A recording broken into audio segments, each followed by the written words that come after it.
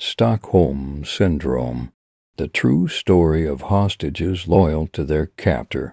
How a 6-day hostage drama inside a Swedish bank christened the psychological phenomenon known as Stockholm Syndrome. On the morning of August 23, 1973, an escaped convict crossed the streets of Sweden's capital city and entered a bustling bank, the Sveriges Kreditbanken, on Stockholm's upscale Norrmalmstorg Square. From underneath the folded jacket he carried in his arms, Jan-Erik Olsson pulled a loaded submachine gun fired at the ceiling and, disguising his voice to sound like an American, cried out in English, "The party has just begun." After wounding a policeman who had responded to a silent alarm, the robber took for bank employees hostage Olsson, a safecracker who failed to return to prison after a furlough from his 3-year sentence for grand larceny, demanded more than $700,000 in Swedish and foreign currency, a getaway car, and the release of Clark Olofsson, who was serving time for armed robbery and acting as an accessory in the 1966 murder of a police officer. Within hours, the police delivered Olsson's fellow convict, the ransom, and even a blue Ford Mustang with a full tank of gas. However, authorities refused the robbers' demand to leave with the hostages in tow to ensure safe passage. The unfolding drama captured headlines around the world and played out on television screens across Sweden.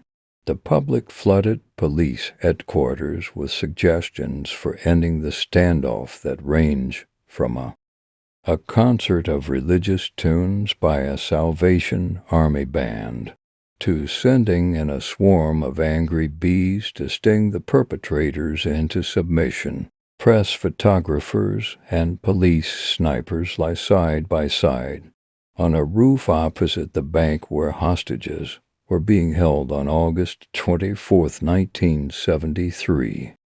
Holed up inside a cramped bank vault, the captives quickly forged a strange bond with their abductors. Olsson draped a wool jacket over the shoulders of hostage Kristen and Mark when she began to shiver, soothed her when she had a bad dream, and gave her a bullet from his gun as a keepsake. The gunman consoled captive Birgitta Lundblad when she couldn't reach her family by phone, and told her, "Try again, don't give up." When hostage Elizabeth Oldgren complained of claustrophobia, he allowed her to walk outside the vault attached to a 30-foot rope, and Oldgren told the New Yorker a year later that although leashed, "I remember thinking he was very kind to allow me to leave the vault." Olsson's benevolent acts carried the sympathy of his hostages. "When he treated us well," said lone male hostage Sven Safstrom, "we could think of him as an emergency god." By the second day, the hostages were on a first-name basis with their captors, and they started to fear the police more than their abductors. When the police commissioner was allowed inside to inspect the hostages' health, he noticed that the captives appeared hostile to him, but relaxed and jovial with the gunmen. The police chief told the press that he doubted the gunmen would harm the hostages because they had developed a rather relaxed relationship. And Mark even phoned Swedish Prime Minister Olof Palme, already preoccupied with looming national elections and a deathbed vigil for the country's revered 90-year-old King Gustav VI Adolf, and pleaded with him to let the robbers take her with them in the escape car. "I fully trust Clark and the robber," she assured Palme. I am not desperate. They haven't done a thing to us. On the contrary, they have been very nice. But, you know, Olaf, what I am scared of is that the police will attack and cause us to die, even when threatened with physical harm. The hostages still saw compassion in their abductors. After Olsen threatened to shoot Safstrom in the leg to shake up the police, the hostage recounted to the New Yorker how kind I thought he was for saying it was just my leg. He would shoot. Inmark tried to convince her fellow hostage to take the bullet. But Sven, it's just in the leg. Police officers wearing gas masks escort 32-year-old prison escapee Jan Erik Olsen from the bank. Ultimately, the convicts did no physical harm to the hostages, and on the night of August 28th, after more than 130 hours, the police pumped tear gas into the vault, and the perpetrators quickly surrendered.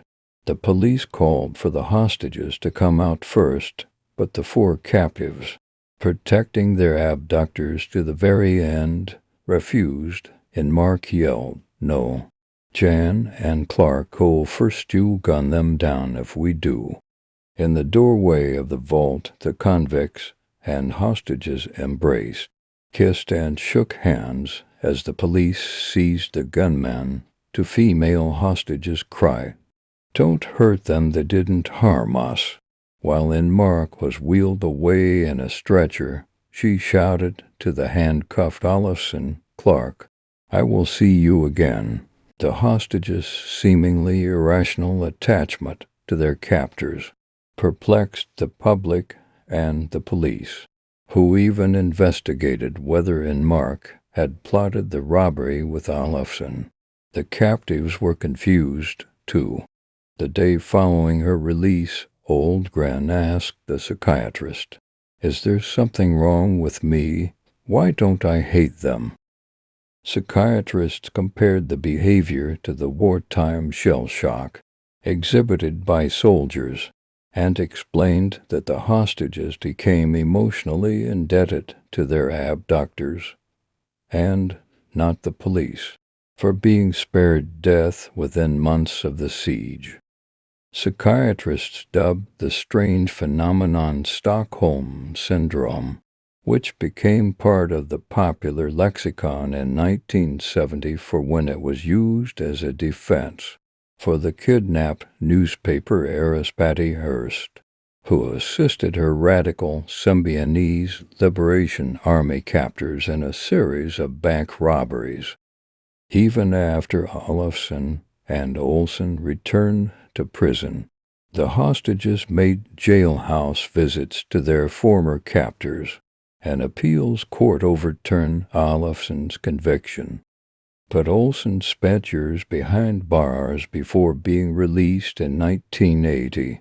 Once freed, he married one of the many women who sent him admiring letters while incarcerated, moved to Thailand, and in 2009 released his autobiography entitled Stockholm Syndrome.